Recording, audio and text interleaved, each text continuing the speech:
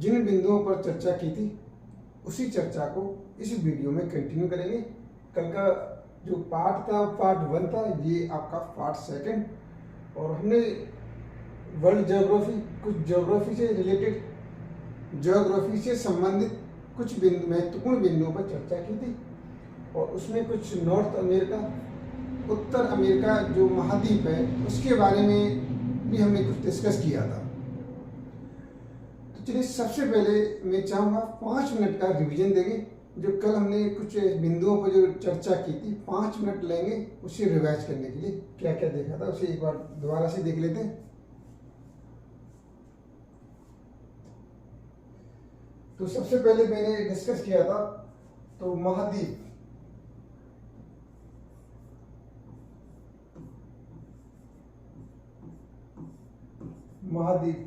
ये मैंने क्या बताया था, महाद्वीप, इसको मैंने बताया था यहाँ पर कोई बृहद भूखंड जो क्या हो चारों तरफ जल से भरा है।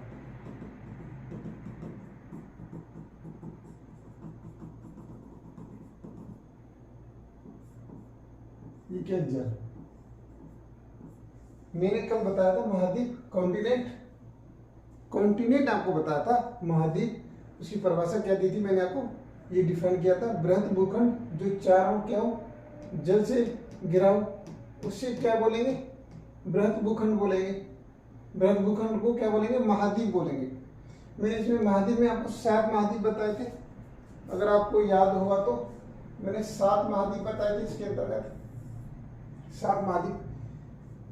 और फिर मैंने डिस्कस किया था द्वीप डिस्कस किया था। द्वीप क्या था, लघु भूखंड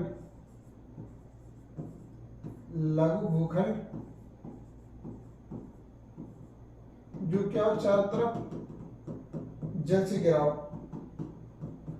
जो चारों तरफ किसी घिरा हो, जल से घिरा हो। तो ऐसे लघु भूखंड को क्या बोलेंगे हम, द्वीप बोलेंगे। द्वीप मैंने और भी डिस्कस किया था इसके अंतर्गत। मैंने यहाँ पर आपको बताया था प्रायद्वीप,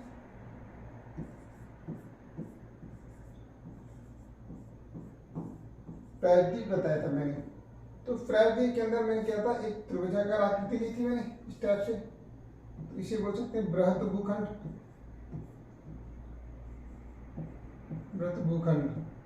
ये भी क्या हो, तीनों ओर से जल से घिरा हो, मैंने प्रायद्वीप, पेनिनसुला मैंने बताया था कोई, ये क्या है, बृहद भूखंड की आकृति कैसी भी हो सकती है। इन दोनों में अगर डिफरेंस की बात करें तो ये दोनों तो एक जैसे हैं, महाद्वीप और द्वीप दोनों एक जैसे हैं। सिर्फ एक बेसिक डिफरेंस क्या है कि वो बड़ा भूखंड होगा और द्वीप में जो लघु भूखंड होगा वो भी जल से घिरा है, ये भी जल से घिरा है। प्रायद्वीप और महाद्वीप में क्या अंतर रहेगा, एक बेसिक कंसेप्ट यही है कि ये भी जल से घिरा था, ये भी जल से घिरा है, लेकिन ये चारों ओर से था, ये 3 ओर से था। तो मतलब एक साइड जल नहीं है। तो ऐसे इस टाइप की आकृति को, इस टाइप की कंट्री जो भी है उसे क्या बोला जाएगा, प्रायद्वीप बोला जाएगा। ठीक है, 3 ओर से जल भरा। तो अगर ये क्या होता है, छोटा होता है, छोटा, तो मैंने बताया था उसे क्या बोलेंगे, अंतरीप। अगर ये आकृति बड़ी ना होकर के छोटी होती है, लघु, यहाँ पे लिखेंगे लघु भूखंड। ये भी क्या हो, चारों तरफ, तीनों तरफ जल से घिरा हो, तीनों ओर जल से घिरा हो। तो ऐसी छोटी लघु आकृति को क्या बोला जाएगा, अंतरीप बोला जाएगा, अंतरीप। ये चीज में डिस्कस किया था। और मैं यहाँ पे एक चीज और मैंने कल की वीडियो मैंने अक्षांश और देशांतर भी यूज किए थे मैंने। आपको सही से याद होगा कि कल की वीडियो में मैंने अक्षांश और देशांतर यूज किए थे वो ये, लेकिन मैंने सही से डिफाइन नहीं किए थे। आज मैं इनको यहाँ पर डिस्कस करने वाला हूँ, डिफाइन करने वाला हूँ। क्यों? क्योंकि ये जब हम जो भी महाद्वीप पढ़ेंगे जिसके बारे में, जैसे आप उत्तर अमेरिका के बारे में पढ़ेंगे तो वहाँ पर ये यूज होने वाले हैं। तो इनकी जो क्या प्रॉपर्टी है, ये भूगोल के अंतर्गत कहाँ पर काम आते हैं, ये आपको मालूम चलेगा। तो सबसे पहले हम क्या करेंगे, अक्षांश और देशांतर को डिस्कस करेंगे कि अक्षांश देशांतर क्या होते हैं। इसके अलावा मैंने आपको नॉर्थन हेमिस्फीयर,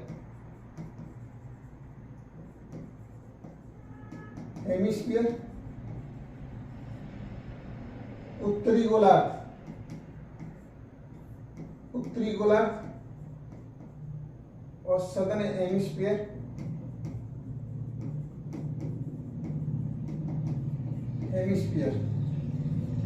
दक्षिणी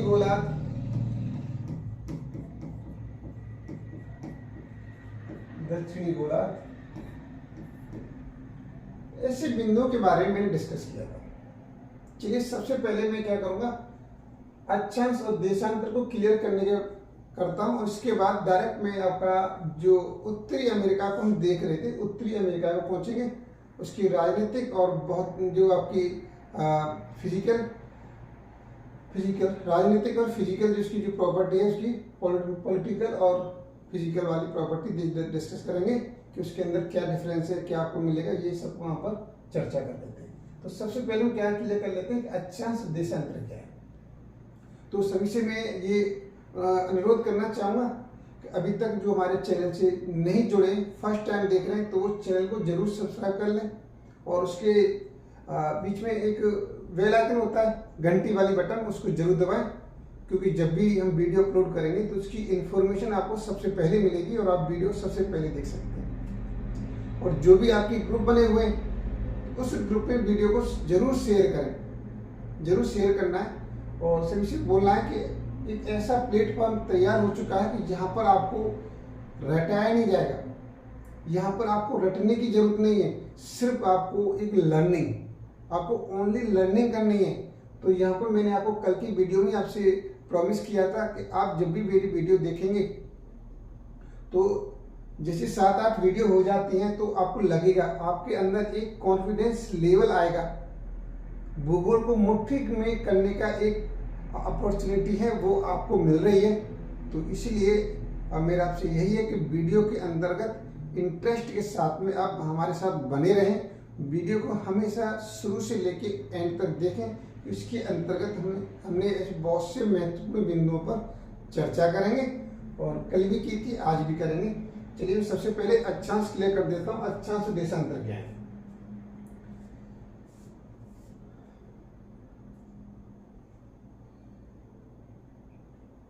चलिए मैं सबसे पहले यहाँ पर मैंने क्या किया,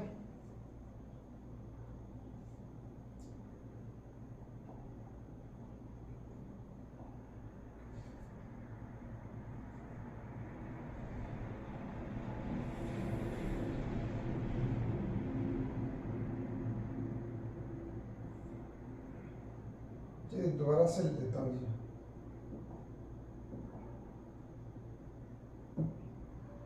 ये मैंने आपके सामने क्या किया, यहाँ पर एक अर्थ बना दी।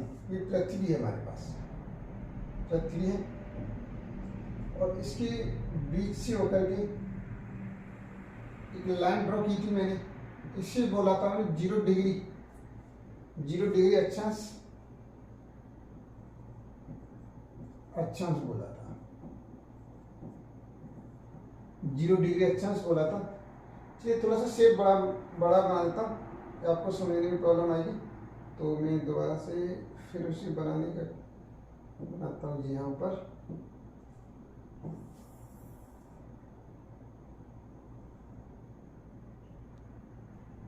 अब सही है, ये ले लिया। तो देखिए ये मैंने मान लिया ये हमारा एक पृथ्वी है, इसमें मुझे क्या करना है, आपको अक्षांश और देशांतर को डिस्कस करना है कि अक्षांश और देशांतर क्या होते हैं। मैंने कल की वीडियो में आपसे बताया था कि मुझे कोई डेफिनेशन नहीं देना, परिभाषा नहीं देना मुझे कि अक्षांश की परिभाषा क्या होती है, देशांतर क्या होता है, ऐसा कुछ नहीं। मुझे सिर्फ आपके इस वीडियो के अंतर्गत अपनी इस क्लास के माध्यम से अंडरस्टैंडिंग आपको क्रिएट करनी है। तो देखिए अक्षांश क्या होता है। तो मैंने सबसे पहले एक यहाँ पर मान लिया था कि इसके मिड पॉइंट से लेकर के एक लाइन जाती है, इसे 0 डिग्री अक्षांश बोलते हैं, 0 डिग्री अक्षांश बोलते हैं। तो देखिए ये ऊपर वाले को क्या बोला था हमने, नॉर्थर्न हेमिस्फीयर, नीचे वाले पार्ट को बोला था सदर्न हेमिस्फीयर, उत्तरी गोलार्ध, उत्तरी गोलार्ध, और नीचे वाले को दक्षिणी गोलार्ध। चलिए मैं लिख देता हूं हिंदी में, ऊपर वाले पार्ट को बोला था मैंने उत्तरी गोलार्ध, नीचे वाले पार्ट को बोला था मैंने यहां पर दक्षिणी गोलार्ध।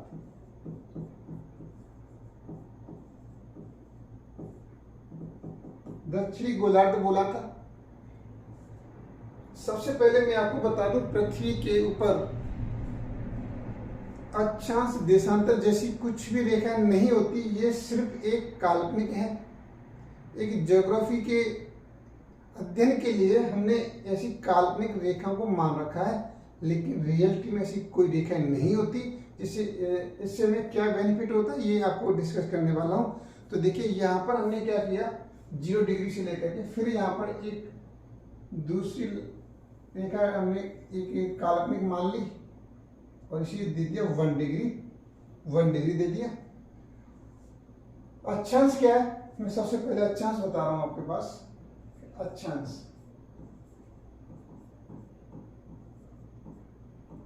अक्षांश ये ताप की दृष्टि से, ताप की दृष्टि से काल्पनिक रेखाओं को ड्रॉ किया गया है। अब बोलेंगे कि ऐसा ये कैसे ड्रॉ किया गया, चलिए मैं बिल्कुल डिस्कस करने करूंगा इसमें। देखिए यहाँ पर ये मान लिया मैंने 1 डिग्री, एक दूसरी और लाइन ड्रॉ किया मैंने, इसे दे दिया 2 डिग्री। ऐसी ड्रॉ करते जाएंगे तो यहाँ पर देखिए ऐसी एक लाइन, ये आपका ऐसी लाइन ड्रॉ होती जाएंगी, ऐसी होती जाएगी यहाँ पर, और आगे लास्ट में यहाँ पर एक लाइन ड्रॉ हो जाएगी। और ये मान लिया हमने कितना हो गया, ये आपका हो जाएगा 89, और ये वाली लास्ट वाली जो पॉइंट सा है यहाँ पर, पॉइंट बचेगा यहाँ पर, वो हो जाएगी 90। ऐसे नीचे लाइन ड्रॉ करेंगे, ये लाइन ड्रॉ है इस टाइप से, ये लाइन ड्रॉ होगी हमारे पास, लास्ट में ये और लास्ट में ये बचेगा ये वाला पॉइंट। ये इसे क्या बोलते हैं, उसे बोलते हैं उत्तरी ध्रुव, ऊपर वाले को उत्तरी ध्रुव, इसे नॉर्थ पोल, इसे बोला जाता है नॉर्थ पोल बोला जाता है। ऊपर वाले को नॉर्थ पोल बोलते हैं, नीचे वाले को बोलेंगे साउथ पोल, साउथ पोल बोलेंगे, इसे दक्षिणी ध्रुव, दक्षिणी ध्रुव। ये यहाँ पर एक तरफ पॉइंट दाखिल होता है, बिंदु दाखिल, ये वाला बिंदु। ऐसे नीचे भी यहाँ पर 1 डिग्री, 2 डिग्री, 3 डिग्री, 4 डिग्री ऐसे आता जाएगा, ऐसे आगे बढ़ता जाएगा। तो देखिए सबसे पहले मैं आपको बता दूं, यहाँ से जैसे ये 0 से लेकर 1 की जो लाइन की डिस्टेंस है, तो ये दूरी कितना है हमारे पास, 111 किलोमीटर, 111 किलोमीटर मेजर की गई है। एवरेज लाइन कितना है हमारे पास, 111 किलोमीटर। तो ये बोल सकते हैं यहां से यहां तक दूरी। तो ये क्यों किया गया, हमें जो अक्षांश इनको लेटीट्यूड बोलते हैं, लेटीट्यूड, इसकी जरूरत क्या पड़ी। तो देखिए यहां पर हम मान सकते हैं, देखिए ये आपके पास सूर्य है, हमारे पास ये। अब देखिए ये प्रकाश डालेगा, यहाँ से क्या जाएगा, प्रकाश जाएगा इस टाइप से, और ये प्रकाश गया इस टाइप से, यहाँ से प्रकाश गया।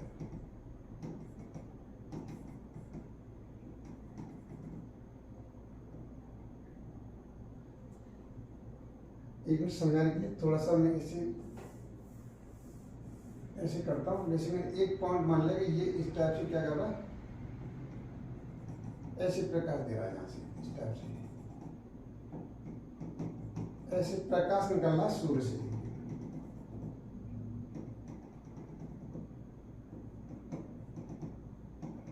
ऐसे निकल रहा है, ये हमारे पास सूर्य हो गया, सूर्य हो गया।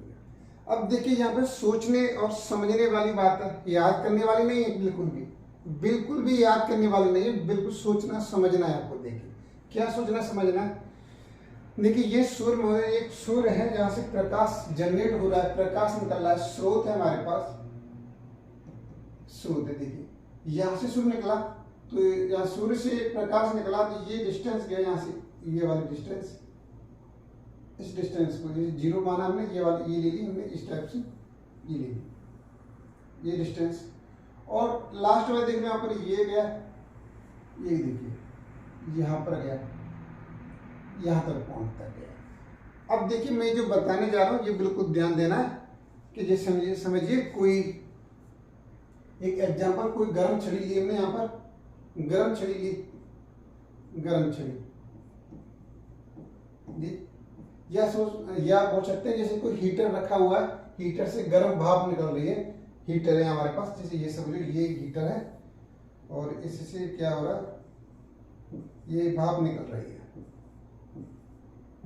इस टाइप से भाप निकल रही है, और इसमें आपका ये लाइट से कनेक्शन हो गया, इस टाइप से भाप निकल रही है, ये हीटर है हमारे पास।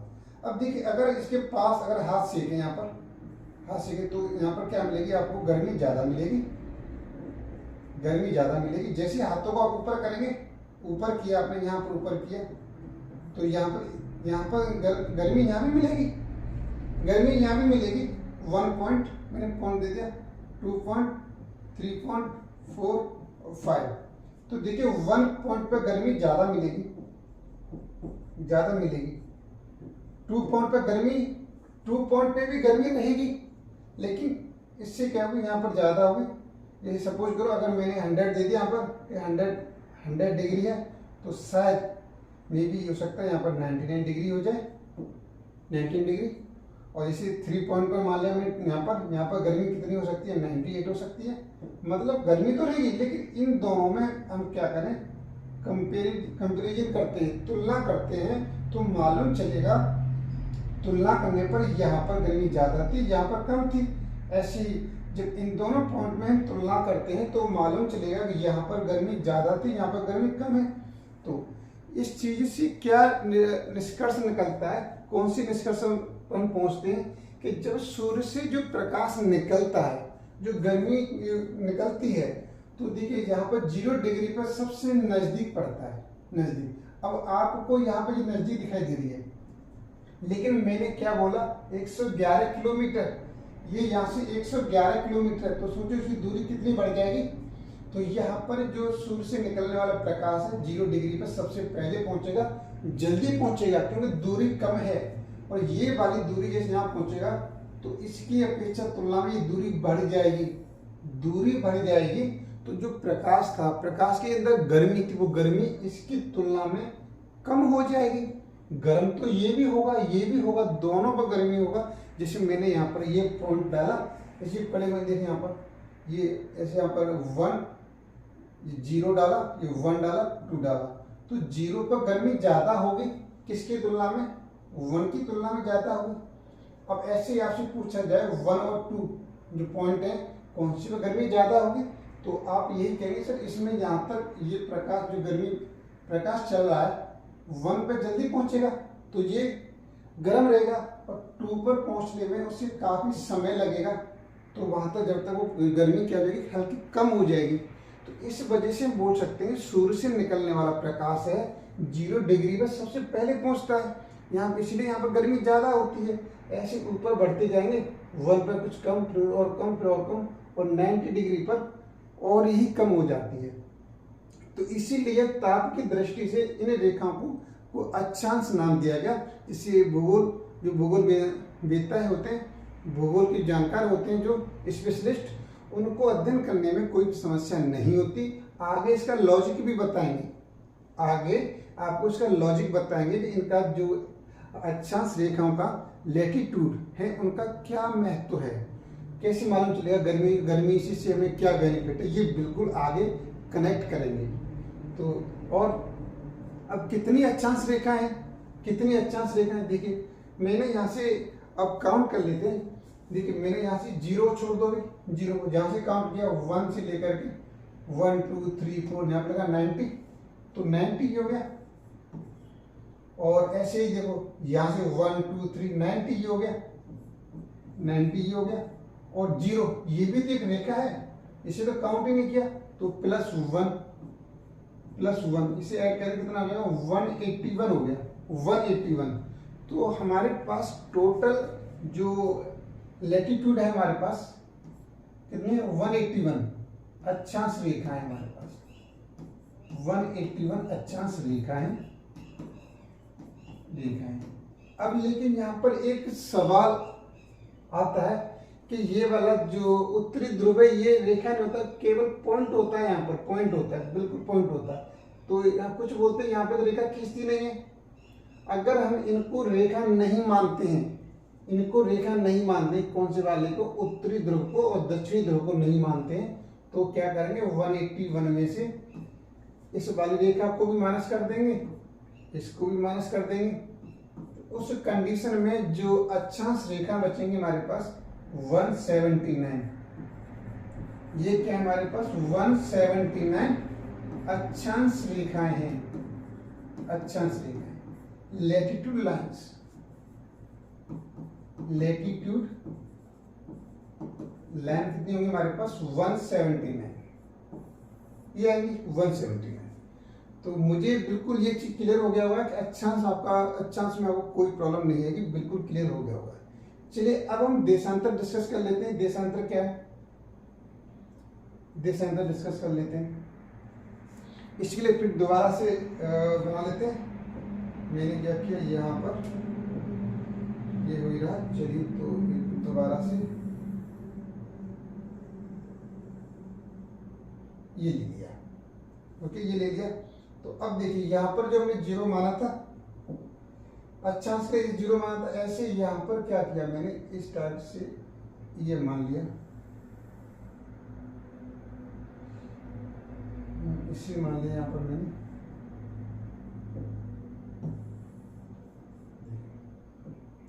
इसे 0 डिग्री, 0 डिग्री देशांतर, इसे बोलते हैं 0 डिग्री देशांतर, देशांतर 0 डिग्री देशांतर। हमने क्या किया, इसमें इसे बोलते हैं लॉन्गिट्यूड, लॉन्गिट्यूड बोलते हैं इसे,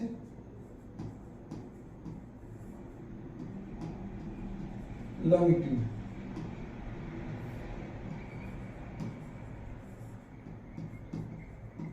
लॉन्गिट्यूड तो 0 डिग्री। अब हमने पहले हॉरिजॉन्टल लाइन ड्रॉ किया था, इस पर क्या किया, अर्थ पर हमने क्या कर दिया, वर्टिकल लाइन ड्रॉ करना है। तो देखिए ये पृथ्वी हमारी जो एक चपटे आकार की है, हम गोल कह सकते हैं। अभी जो आगे पढ़ेंगे तो आप फिर पढ़ने बाद आप गोल नहीं कहेंगे इसे, चलिए फिर भी हम कुछ समझने के लिए इसे गोल मान सकते हैं।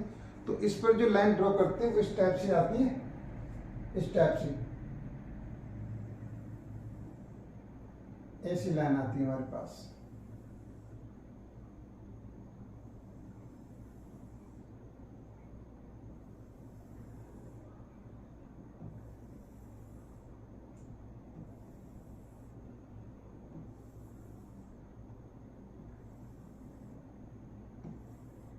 ऐसी दोनों तरफ आती है, इस तरफ भी आते हैं।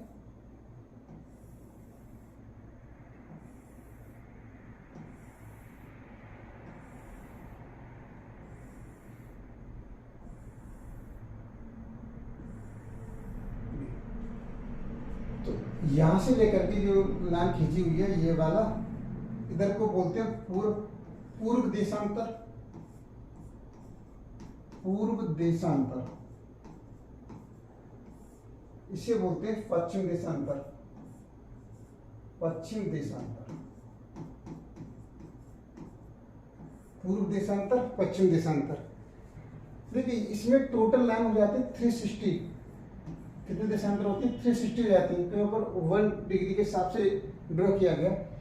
देखिए देशांतर से मालूम चल रहा है, अगर इससे थोड़ा सा आप देखें कि इसका मतलब क्या है, इसे बोल सकते हैं देश प्लस अंतर। इस टाइप से क्या कर सकते हैं, इसे हम डिफाइन कर सकते हैं, देश प्लस अंतर, इन दोनों को मिलके बना है देशांतर। जो देशांतर लाइन से में देश के अंतर मालूम चलता है कि कौन सा देश कौन से देशांतर पर अवस्थित है, उसकी लोकेशन मालूम चलती है। लोकेशन मालूम चलने से और जो अक्षांश है उससे उसका टेम्परेचर ताप मालूम चलता है।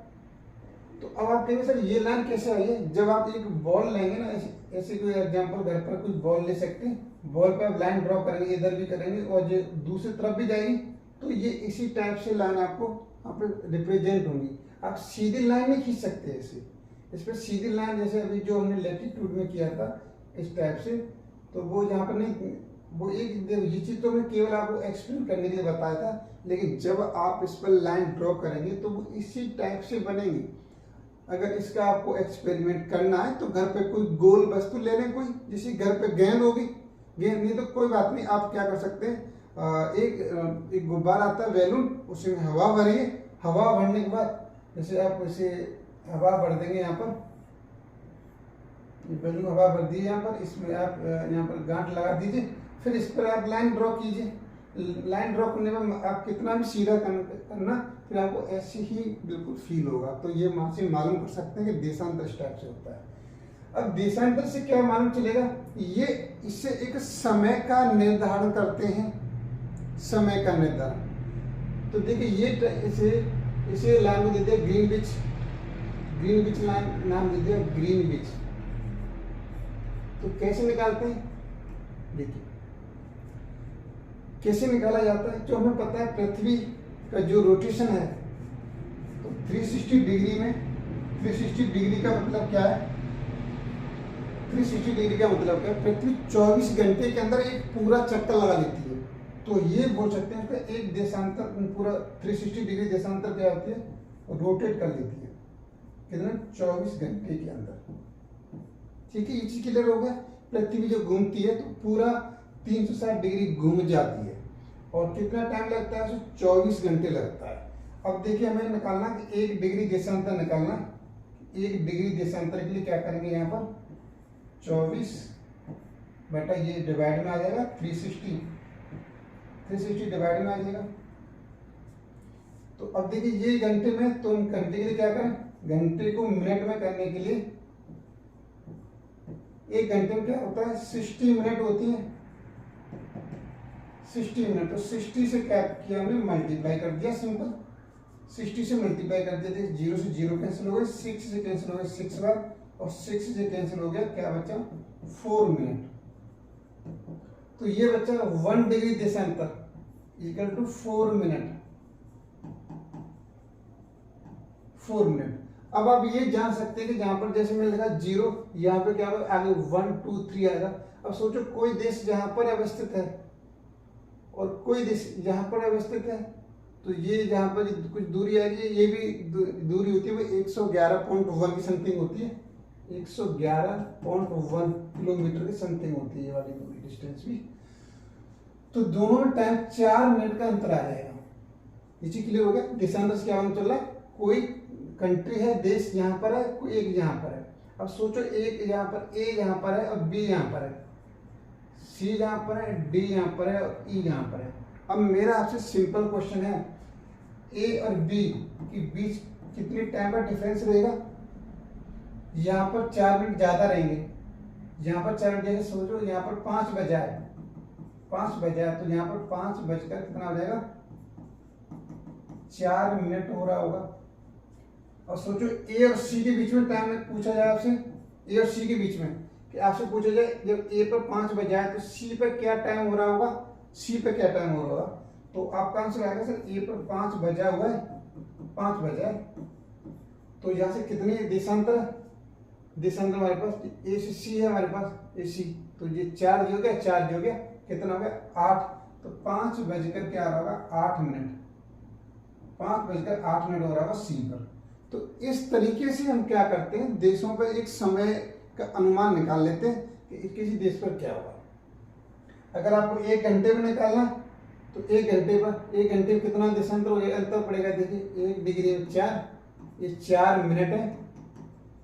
तो 1 घंटे कितने होते हैं, 60 मिनट होती है। तो 15 से इधर इधर मल्टीप्लाई किया 15 डिग्री हो गया 60 मिनट। 60 मिनट का मतलब क्या हो गया, 1 घंटा हो गया। 1 घंटे मतलब 15 डिग्री। तो इसका मतलब ये, अगर 1 घंटे का डिफरेंस देखना है आपको तो यहाँ से 15 देशांतर जाना पड़ेगा, 4, 8, 12 और यहाँ पर। और सोचो यहाँ पर कोई एक कंट्री ए यहाँ पर है और कोई कंट्री बी यहाँ पर है, तो इन दोनों में समय का जो अंतर आएगा वो क्या रहेगा, समय का 1 घंटे का अंतर आ जाएगा। तो इस टाइप से क्या कर सकते हैं, हम समय का आकलन कर सकते हैं। तो ये चीज मुझे लगता है अच्छी तरीके से क्लियर हो गई होगी। और ये टोटल संख्या होती है सिर्फ 360 ही होती है देशांतर, इसमें कोई प्लस माइनस का चक्कर नहीं रहता इस टाइप से। तो जैसे ये चीज क्लियर हो गया, चलिए हम अब आगे बढ़ते हैं। अब मैं आगे बढ़ता हूँ तो ये चीज क्लियर हो गया होगा और यहाँ तक मुझे लग रहा है कोई परेशानी नहीं बची होगी।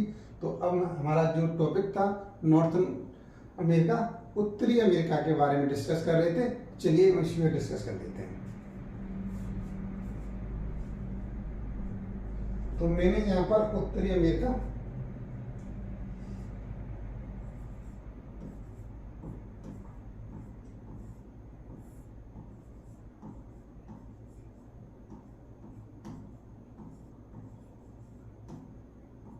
तो कल मैंने आपको उत्तरी अमेरिका बनाना सिखा दिया था कि कैसे बनाते हैं। चलिए यहाँ से मैंने ये लिया, ये आपका 0 डिग्री हो गया,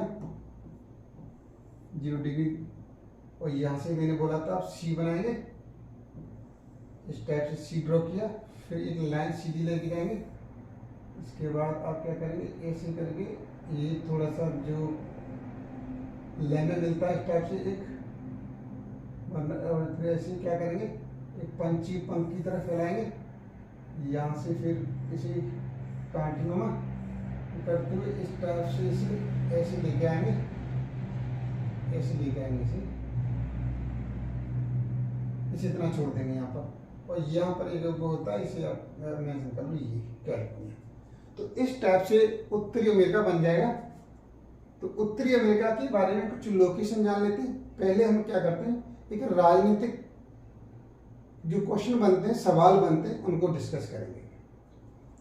तो ये आपका 0 डिग्री, तो मैंने क्या बताया था, यहाँ से लेकर के बीच से होकर लाइन जाती है, वो यहाँ पर मैंने आपको कल बताया था कितना था, 23.5 डिग्री।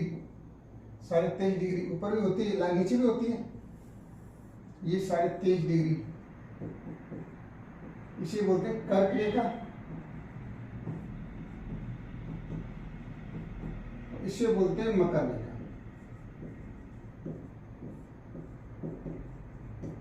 मकर रेखा। और मैंने आपको बताया था यहाँ से होकर के जो सी को टच करके जाएगी वो 30 डिग्री रह जाएगा, 30 डिग्री।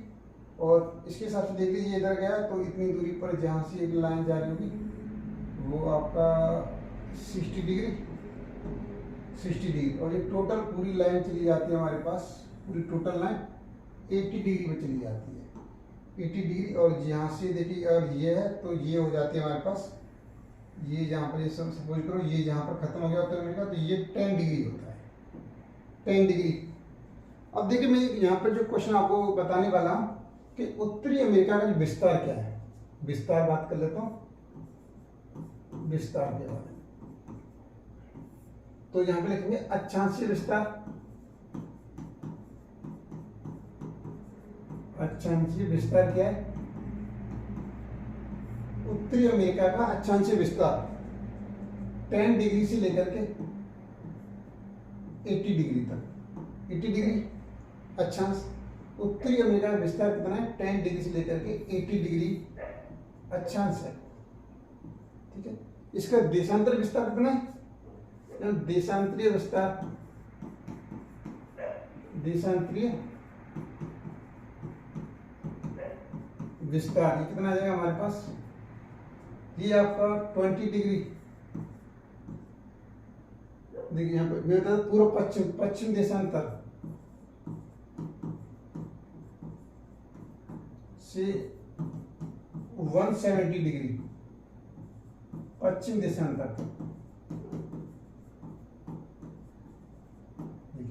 तो हम आपसे यहाँ पर सवाल हमारा क्या बनता है, देशांतरी विस्तार, अक्षांशीय विस्तार देखा जाए तो उत्तरी अमेरिका का यहाँ पर 10 डिग्री से लेकर के 80 डिग्री तक है। अगर देशांतरी विस्तार के बारे में बात करते हैं तो इसका जो एक्सपेंशन है 20 डिग्री पश्चिमी देशांतर से लेकर के 170 डिग्री पश्चिमी देशांतर तक इसका विस्तार है। ओके, ये हो गया। और यहाँ पर मैंने आपको ये बताया था, ये क्या है, अलास्का, ये आपका अलास्का हो जाता है।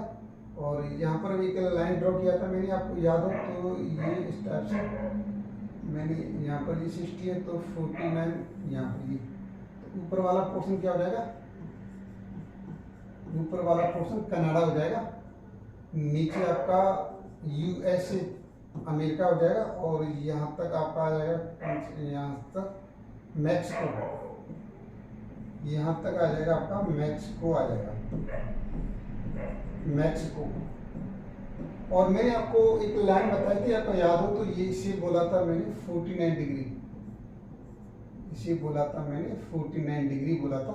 ये 49 डिग्री क्यों इम्पोर्टेंट है, क्योंकि ये एक अंतर्राष्ट्रीय सीमा पर आ रही है ये 49 डिग्री, तो इसलिए इम्पोर्टेंट हो जाता है एग्जाम की दृष्टि से। 49 डिग्री क्या हो जाता है, इम्पोर्टेंट हो जाता है कि कनाडा और यूएसए को विभाजित करने वाला अक्षांश क्या है, 49 डिग्री है, तो इसलिए इम्पोर्टेंट हो जाता है।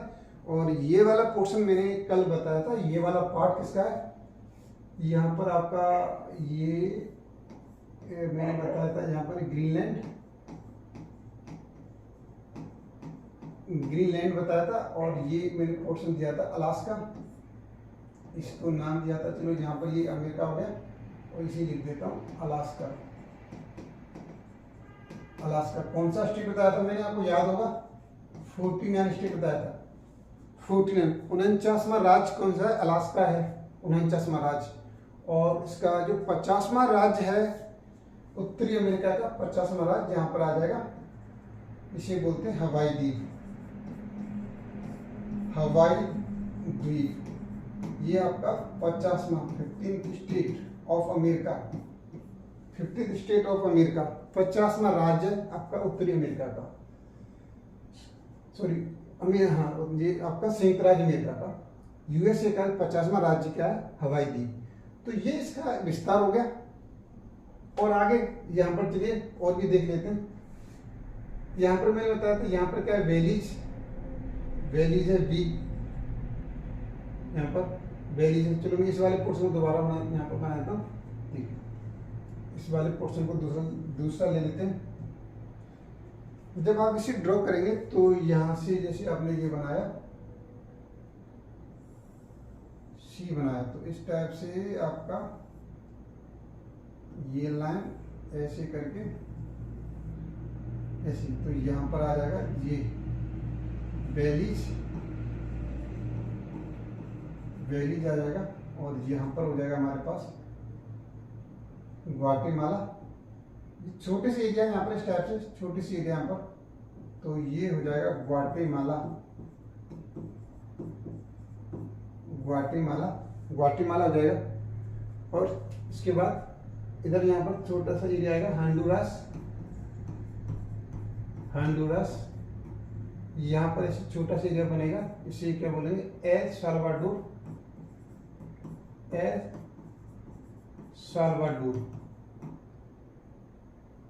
और यहाँ पर ऐसे फिर बनेगा, यहाँ पर निकारागुआ,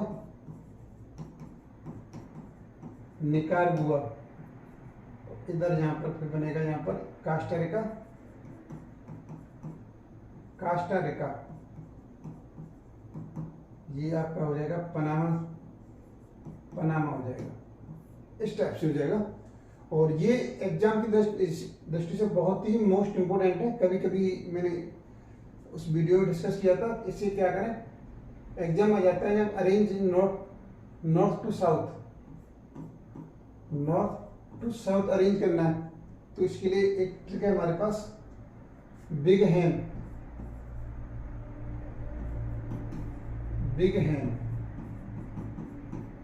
ये आपके टोटल 7 कंट्रीज हैं, 7 में है, तो 7 को याद रखेंगे। कैसे याद रखेंगे? देखिए बिग हैंड से याद रख सकते हैं। बिग हैंड, तो यहाँ पर बिग हैंड इस टाइप से डाल दीजिए, बिग हैंड। तो बीसी क्या हो जाएगा? बेलीज, बेलीज हो जाएगा। जी से क्या हो जाएगा? Guatemala, Guatemala.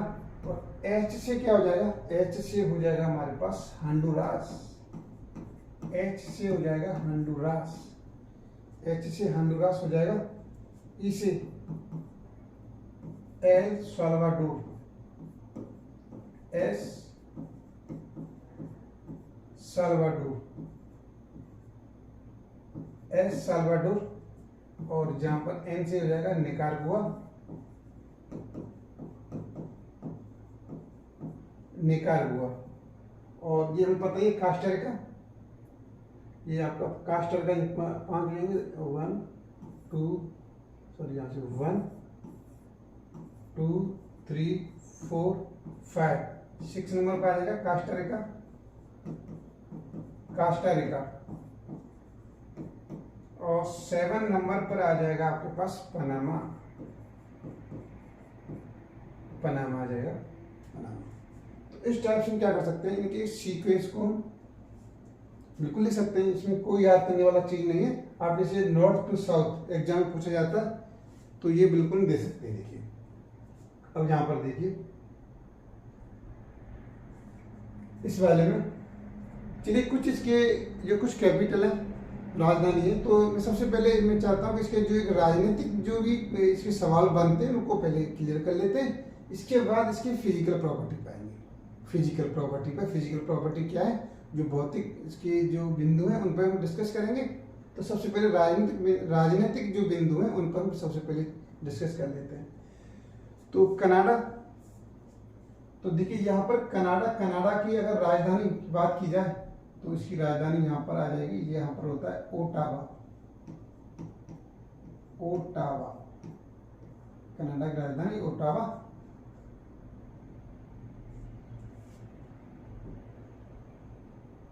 ओटावा जो है, और यहाँ पर देखिए ये ओटावा, यहाँ पर इसका क्या जाएगा? यूएसए का, यूएसए की जो राजधानी है यहाँ पर थोड़ी सी ये आपकी सीमा रेखा पे नहीं है, थोड़ा सा अंदर की ओर यहाँ पर आ जाएगा, जहाँ पर ये आपका वाशिंगटन,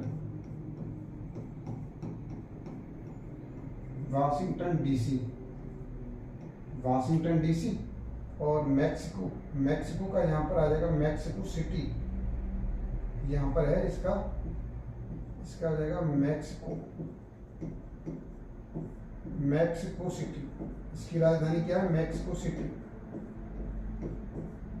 इसकी राजधानी मैक्सिको सिटी, इसकी राजधानी हो गई कैपिटल।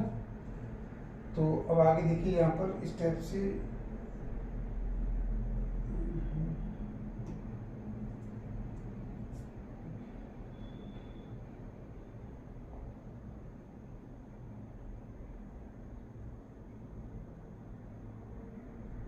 कहाँ चला गया ये, इनकी भी कुछ राजधानी देख लेते हैं।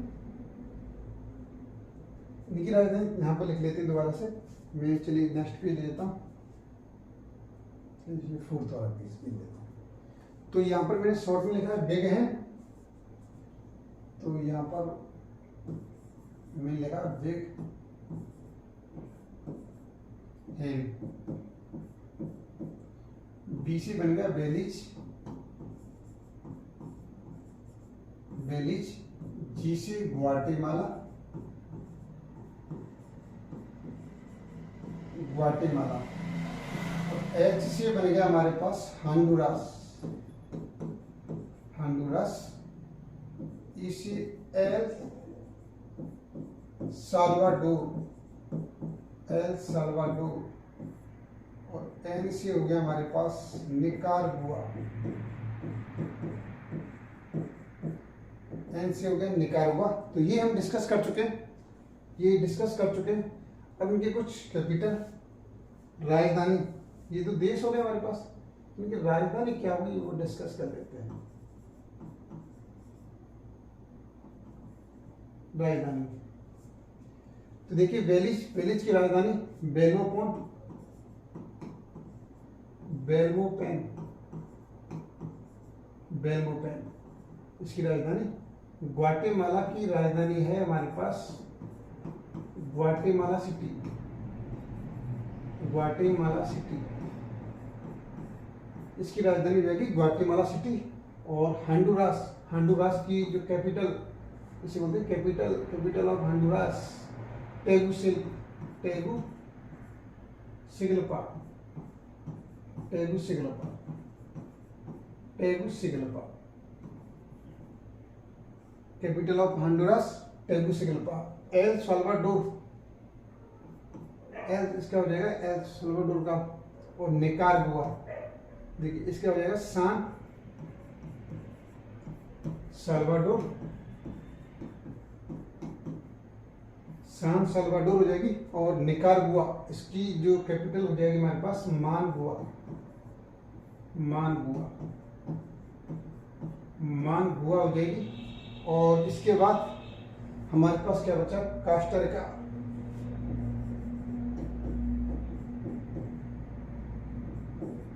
कास्टारिका और पनामा। ये सारी राजधानी आपके मैप के अंदर दे रखी है। और मेरे हिसाब से ऑक्सफोर्ड वाला जो मैप आता है बहुत अच्छा है, उसके अंदर से बहुत कुछ डिटेल अच्छी दे रखी है उसके अंदर। तो पनामा, पनामा का क्या हो जाएगा हमारे पास, पनामा का पनामा सिटी, पनामा का पनामा सिटी हो जाएगी राजधानी। पनामा का ये पनामा सिटी हो जाएगी। और अब हमारे पास क्वेश्चन आता है कास्टारिका, कास्टारिका की कैपिटल क्या है,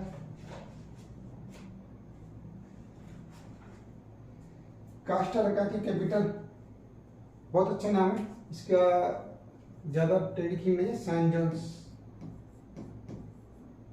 सैन जोन्स, सैन जोन्स। तो याद रखेंगे, तो ये आपको याद रखना। चलिए फिर दूसरा मैं आगे और पूछता हूँ, ये मेरी राजधानी डिस्कस किया है, तो अब मैंने यहाँ पर आता हूँ। अब देखिए, अब कुछ करेंसी की बात कर लेते हैं, क्योंकि करेंसी भी पूछा जाता है। कनाडा, कनाडा करेंसी क्या है, इसकी करेंसी भाई इसकी करेंसी है हमारे पास डॉलर है, डॉलर इसे बोलेंगे कनाडा डॉलर बोलेंगे। यूएसए का भी क्या हमारे पास, चलिए इसे कलर चेंज कर देता हूँ।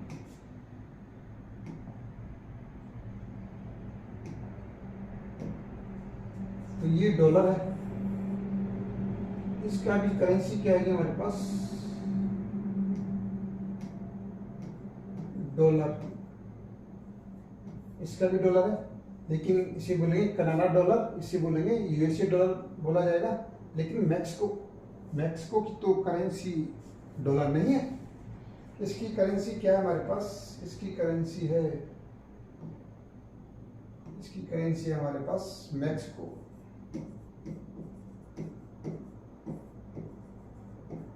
Mexico peso,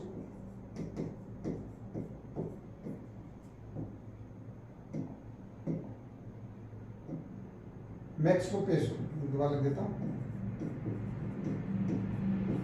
Mexico peso. इसकी जो करेंसी है हमारे पास मुद्रा, मुद्रा कहते हैं मैक्सिको की, मैक्सिको पेसो, मैक्सिको पेसो। अब देखा जाते हैं इनकी मुद्रा क्या रहेगी,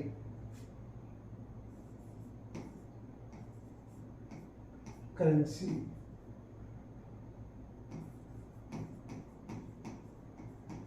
इसकी करेंसी। अब देखिए बेल्मोपेन, बेल्मोपेन की करेंसी क्या आएगी,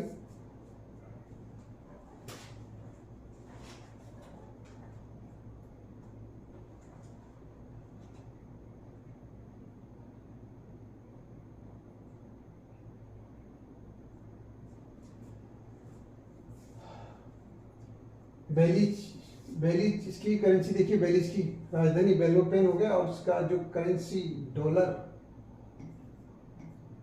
इसकी राजधानी सॉरी करेंसी डॉलर हो जाएगी। ग्वाटेमाला, इसकी ग्वाटेमाला की क्वेटजल इसकी करेंसी का नाम है क्वेटजल। अब बचा हंडुरास, देखिए एल सल्वाडोर और कास्टारिका, इन दोनों की कोलोन, इसकी कोलोन है और इसकी भी कोलोन है, कोलोन ये हुई। अब बचा हमारे पास हंडुरास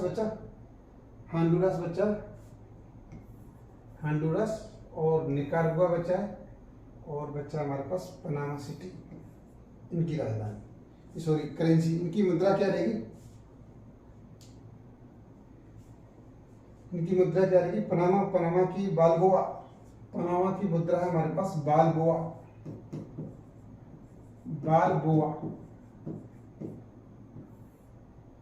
अब हमारे पास बचा हंडुरास और निकारागुआ, इसकी राजधानी बताइए, अगर आपको याद हो तो बताइए क्या राजधानी। निकारागुआ की मुद्रा करेंसी हो जाएगी कोर्डोबा।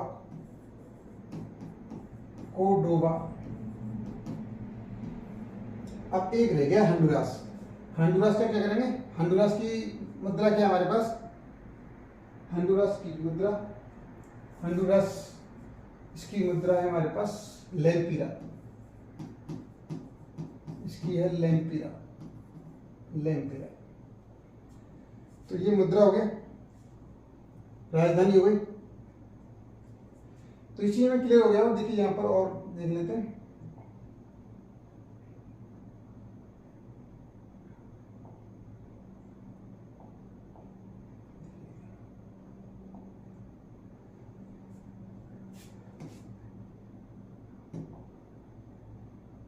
चलिए एक चीज कर लेते हैं यहाँ पर, ये दीजिए,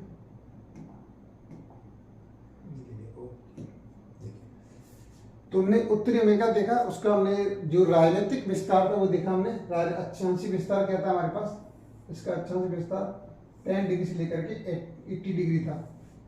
देशांतरीय विस्तार क्या था हमारे पास, 20 डिग्री से लेकर के 170 डिग्री था हमारे पास, ये था हमारे पास, ठीक है। और इसके बाद हमने देखा कि यहाँ पर जो 23.5 डिग्री अक्षांश है उसे कर्क रेखा बोलते हैं, और 23.5 डिग्री जो विषुवत रेखा से नीचे की ओर है हमारे पास, नीचे की ओर, उससे हम क्या बोलते हैं, मकर रेखा बोलते हैं। 30 डिग्री यहाँ से होके जाता है। तो ये सिर्फ इतना कुछ क्लियर हो गया। ये क्या था हमारे पास, हडसन की खाड़ी है हमारे पास, इसे याद रखेंगे, हडसन की खाड़ी,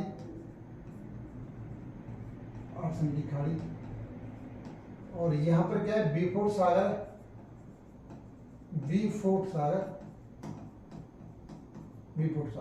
ऊपर हमारे पास क्या है, ऊपर आर्कटिक महासागर है,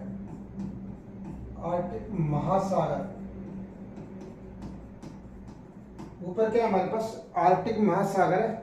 और ये आपका यूरोप में आता है। तो यहाँ पर जो जल संधि होती है, बेरिंग जल संधि, कल ही बताई थी मैंने, बेरिंग जल संधि, और यहाँ पर जो जल संधि है उसे बोलते हैं डेविस जल संधि। यहाँ पर आ जाता है आपका लेब्राडोर सागर,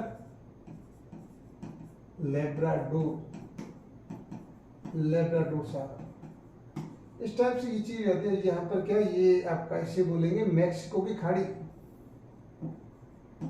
इसे बोलेंगे मैक्सिको। तो इधर ये क्या है, मैक्सिको है, तो मैक्सिको की खाड़ी, ये मैक्सिको की खाड़ी। और यहाँ पर जो मैं दे रखा था इसे बोलेंगे कैलिफोर्निया की खाड़ी, कैलिफोर्निया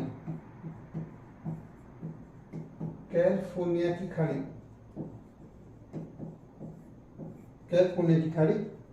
इसमें और भी बहुत कुछ बताने को है, लेकिन अच्छा जो मैं राजनीतिक हिसाब से जो बताना था वो मैंने बता दिया। वीडियो को मैं ज़्यादा लंबा नहीं करना चाहता। लास्ट में आपसे यही निवेदन करूँगा कि आप अगर अभी तक आपने चैनल को सब्सक्राइब नहीं किया है तो जरूर सब्सक्राइब कर लें, और वीडियो को शेयर और लाइक जरूर करते रहें। बाकी क्या फिजिकल प्रॉपर्टी हम नेक्स्ट वीडियो में देखेंगे। और ये चीज़ आपसे मैप से भी कर सकते थे, कोई बात नहीं, इसे आप रिवाइज करेंगे उस हिसाब से लेकर के।